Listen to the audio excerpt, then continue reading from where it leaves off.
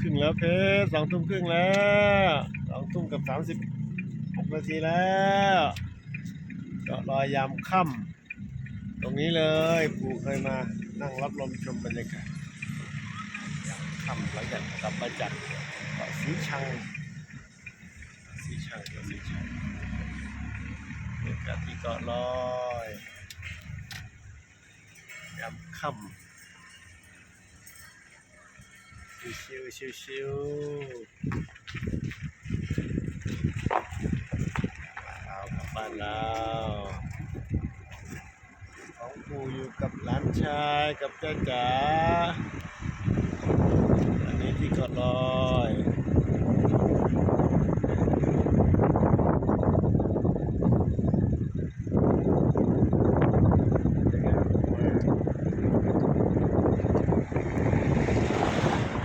สวยไหมลูกบรรยากาศ